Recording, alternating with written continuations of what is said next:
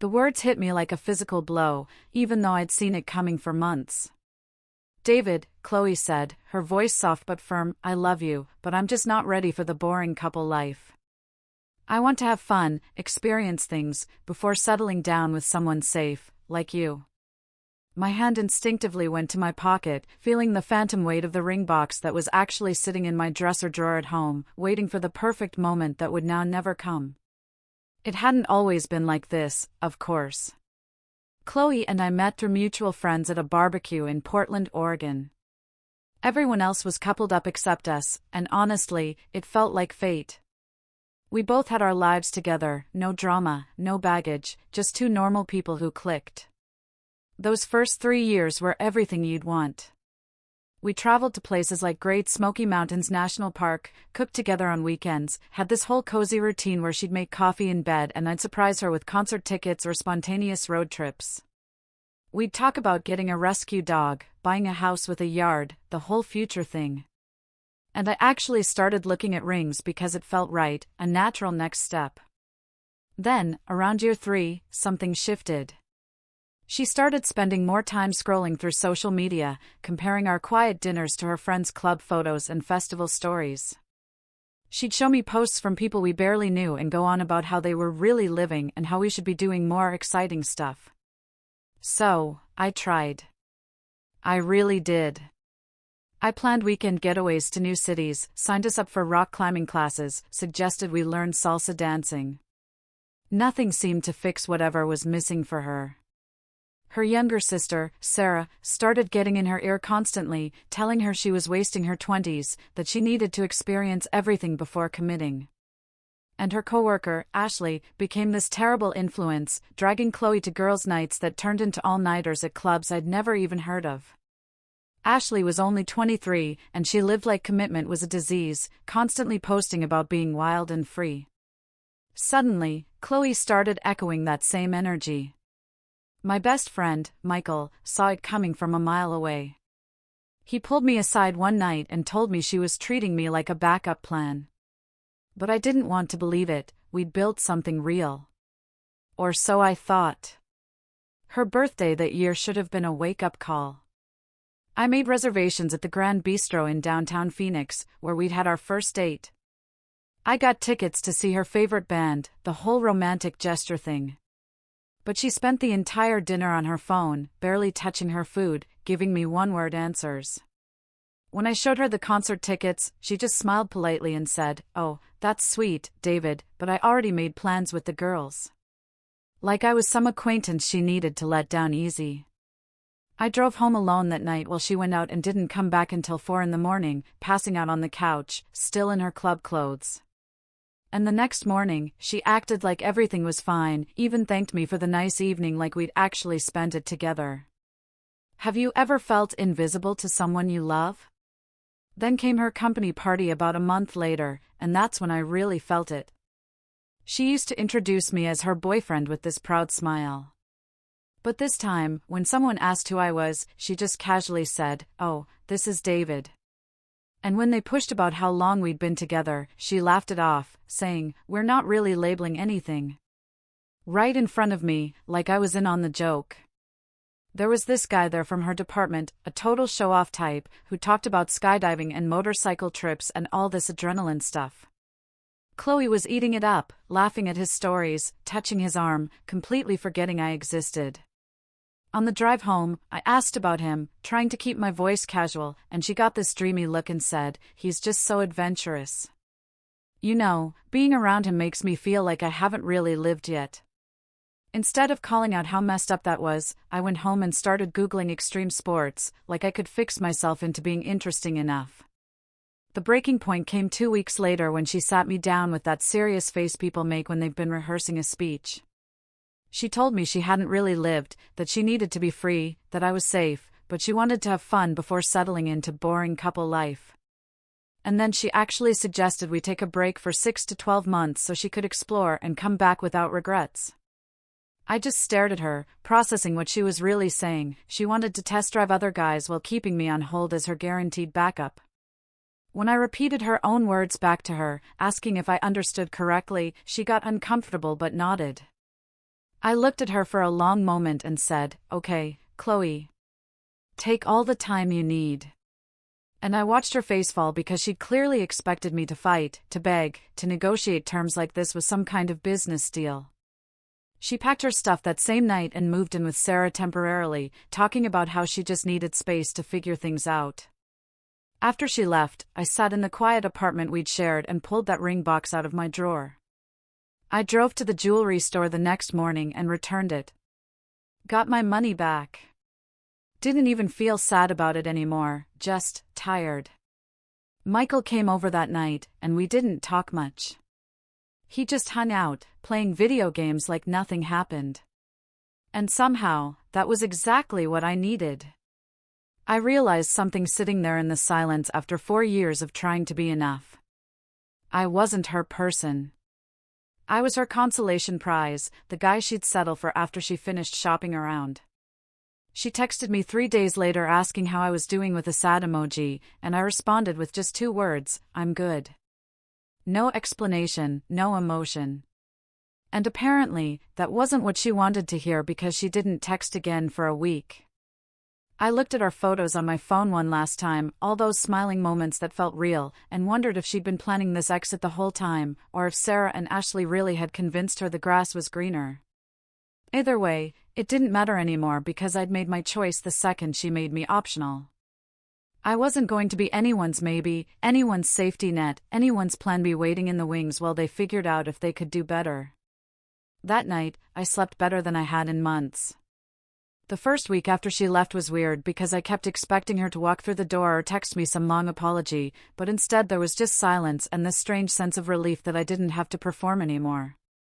Michael didn't give me any speeches about moving on or how there's plenty of fish in the sea. He just showed up with pizza and stayed. Until I felt like a human again. And that's the kind of support that actually matters. I took the money from returning that ring and built myself a high-end gaming setup, the kind I'd always wanted but never bought because we were supposedly saving for our future together. Michael came over to help me put it together, making jokes the whole time, but I could tell he was genuinely happy to see me doing something for myself. 2 weeks in, I did something I'd been thinking about for years. I went to an animal shelter and adopted this dog, a rescue mix named Zeke who'd been there for months because he was too energetic for most people. Suddenly, my entire routine changed. I had to wake up early for walks, come home at reasonable hours, actually leave my apartment instead of rotting on the couch. And honestly, that dog saved me from spiraling. The morning walks turned into longer hikes on weekends. I started noticing trails I'd driven past 100 times, and Zeke would go crazy exploring every new path like it was the greatest adventure in the world. I needed something more, though, something to get the anger and frustration out of my system. So, I joined this boxing gym across town that Michael had mentioned before. The coach there was this no-nonsense guy who didn't care about your feelings or your backstory. He just pointed at the heavy bag and told you to work. And that's exactly what I needed. I started going 3 times a week, then 4, then 5, learning proper form, building actual muscle, feeling my body get stronger while my head got clearer. The gym became my therapy. Every punch was me letting go of another piece of the person I'd been trying to be for her, the guy who constantly wondered if he was exciting enough, or adventurous enough, or whatever enough. I fixed my diet, started meal prepping on Sundays, got serious about sleep, built this whole routine that had nothing to do with impressing anyone and everything to do with respecting myself. Meanwhile, Chloe was living her best life all over social media, posting stories from clubs and bars, photos with people I'd never seen before, captions about freedom and finding herself. But if you looked close, you could see the desperation in it, like she was trying to convince everyone, including herself, that she was happy. Michael would send me screenshots sometimes when she posted something particularly ridiculous, and we'd laugh about it. But honestly, I stopped checking her profiles after the first month because I had better things to do. She went through guys like they were rental cars. First, there was the adventure guy from her office who turned out to be a total player. Then came some finance bro who looked good in photos but apparently had a controlling streak and an ego the size of a small country. After that was some artist type who talked about open relationships and freedom but really just wanted to sleep around while she stayed loyal. I even heard through mutual friends that he was crashing at her place, eating her food while contributing nothing. Her friend group started falling apart, too. Ashley, that coworker who'd been dragging her to clubs, apparently hooked up with one of the guys Chloe was seeing, and suddenly they weren't posting together anymore. Around month 3, she started texting me again. Nothing serious at first, just casual messages asking how I was doing or saying she saw something that reminded her of our time together. And I'd respond politely but briefly, because I genuinely was busy with my actual life. You could tell it threw her off that I wasn't sitting by my phone waiting for her to come back, that I had things going on and wasn't available for her emotional support whenever she felt nostalgic. I met Emily completely by accident when I brought Zeke in for his checkup at Harmony Animal Clinic in Maplewood. She was the vet who examined him, super professional and knowledgeable, but also warm with the animals. And Zeke immediately loved her, which was rare because he was picky about people. We started talking about dog training and hiking trails, and she mentioned she took her own dog out to Starved Rock State Park every weekend. So, naturally, I said we should go together sometime. It wasn't even romantic at first, just 2 dog owners hanging out on trails. But I noticed how easy it was to be around her, how she didn't play games or test me or compare our quiet moments to someone else's highlight reel. She had her own career, her own apartment, her own fully formed life, and she wasn't looking for someone to complete her or make her feel alive. She just enjoyed my company for what it was. We started seeing each other more regularly, grabbing coffee after hikes, having dinner at her place, where our dogs would play while we cooked together. It felt healthy in a way I'd forgotten relationships could feel. There were no tests, no hoops to jump through, no wondering if I was measuring up, just 2 adults who liked each other spending time together. Emily thought my dedication to boxing and fitness was attractive, not boring. She appreciated that I had discipline and goals instead of wishing I was more spontaneous or reckless. About 4 months after the breakup, I posted a photo on Instagram from a weekend hiking trip. Just me and Emily and both our dogs on this overlook with a great view. Nothing dramatic or showy, just a nice moment. Chloe saw it within minutes, and my phone blew up with text messages asking who that was. Was I seeing someone? Was this just a rebound? How could I move on so fast? Like she had any right to question my life after what she'd done. She sent paragraphs about how we had history and how I was throwing away for years and how this new person couldn't possibly understand me the way she did. And I just let her spiral, because responding would only feed into it. Michael told me to screenshot everything just in case things got weird. Emily was completely unbothered by the whole thing. She knew the situation and wasn't threatened because she was secure in herself. I realized somewhere in all of this that I'd become a completely different person than the guy who begged for scraps of attention and tried to turn himself into someone more exciting. I had my dog, my routine, my boxing, my actual healthy relationship with someone who chose me first, not after testing the market. Chloe kept texting sporadically, switching between anger and nostalgia. But I kept my responses minimal, and eventually, she got the message that I wasn't her backup plan anymore. One night I was cooking dinner at Emily's place, and she asked me if I ever regretted how things ended with Chloe. And I realized I didn't. Not even a little bit. Because that breakup had forced me to build a life I actually wanted instead of one I thought I was supposed to want. Chloe had been so sure I'd be waiting when she finished exploring. So confident that safe and boring me would be right there, ready to lock her down. But she'd misunderstood something fundamental about the whole situation. A break isn't a pause button. It's not a save point in a video game where you can go off and do whatever, then reload to where you left off.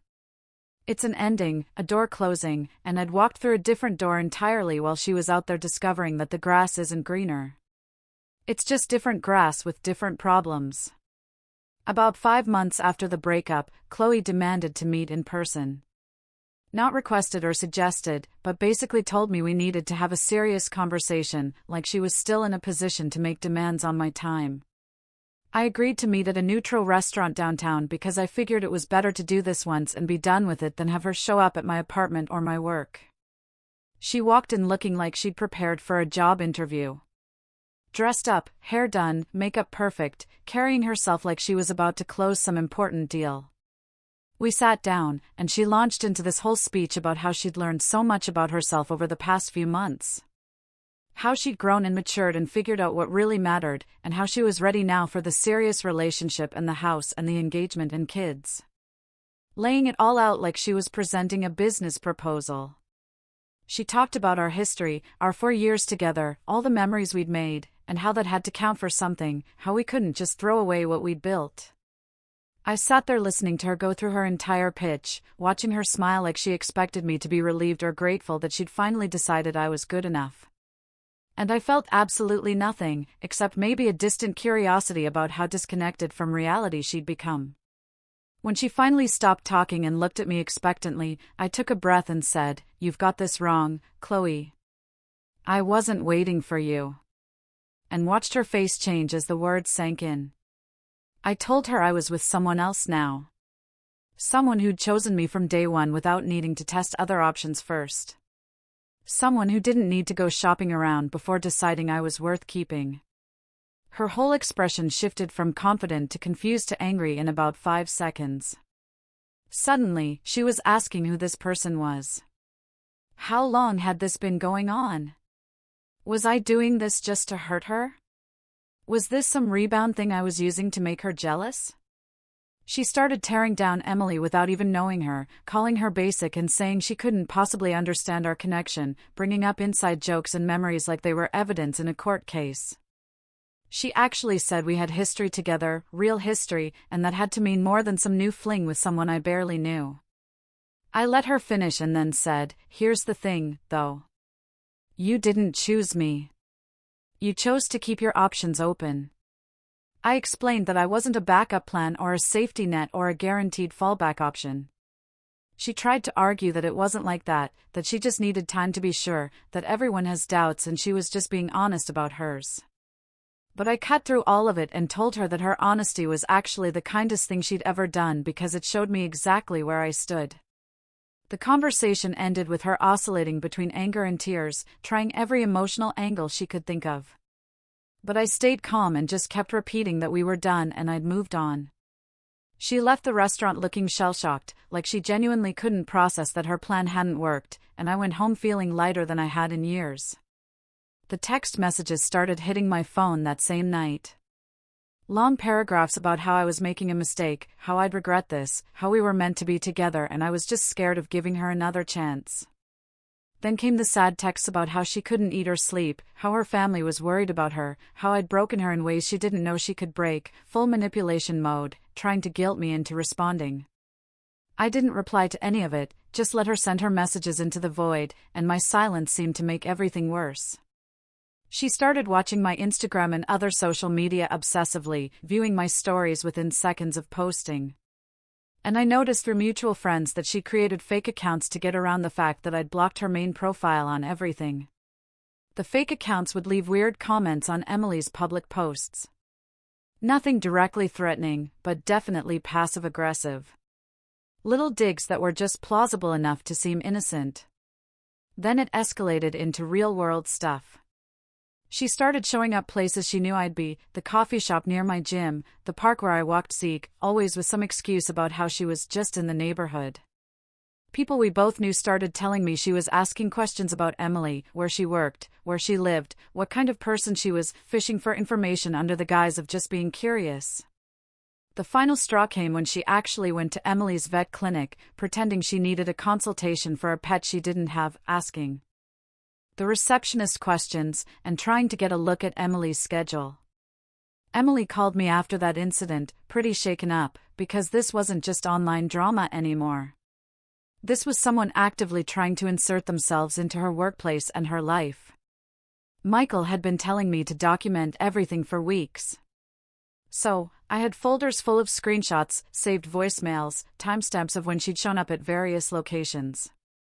And Emily had started keeping records, too. We filed for a restraining order. And honestly, I thought maybe that would wake her up, make her realize how far she'd gone. But she showed up to the court hearing looking exhausted and defeated, trying to play the victim and claiming she was just trying to get closure. The judge wasn't buying it, looked at the evidence we presented, the pattern of escalating behavior, and granted a 1-year no-contact order right there. After that, she finally seemed to disappear. Mutual friends said she'd moved back to Boise, Idaho, or maybe to Kansas City, Missouri. And for the first time in months, I could breathe without wondering when she'd pop up next. Emily and I moved in together about 8 months after we'd started dating. Nothing rushed or dramatic, just a natural progression that made sense for where we were. I proposed to her on a hiking trail, the same one where we'd had our first dog walking date. No elaborate plan or public spectacle, just me and her and our dogs, and a ring I'd actually chosen for the right person this time. Michael was genuinely happy for me.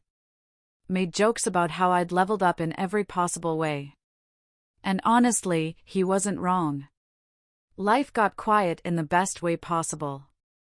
No chaos, no drama, no wondering if I was enough or if someone better was waiting around the corner. Just over a year after the restraining order was granted, after it had expired, I got a text from an unknown number with just 2 words saying, "I'm sorry." I looked at it for maybe 5 seconds before deleting it without responding. I don't hate Chloe, and I don't spend time thinking about her. I genuinely hope she figures out whatever she needs to figure out and finds some peace. But she's not going to find it with me. Not as her backup plan, not as her safe option, not as the guy she settles for when everything else falls apart. I'm building a life with someone who wanted me from the start. Who sees my stability as a strength instead of a boring default. Who doesn't need to explore other options to know what she has. Sometimes the best thing someone can do for you is show you who they really are before you make a permanent mistake. And looking back now, I'm grateful Chloe was honest enough to do that. Even if her timing and methods were awful, she gave me all the freedom she wanted. And I used it to build something better, something real, something that didn't require me to audition for the role of boyfriend or wait around hoping to be chosen. That's the thing about being someone's plan B. Once you realize that's what you are, the only move is to walk away and find someone for whom you're plan A. And I did exactly that. If someone asks you to wait while they figure out if you're good enough, would you walk away immediately or would you try to fight for it?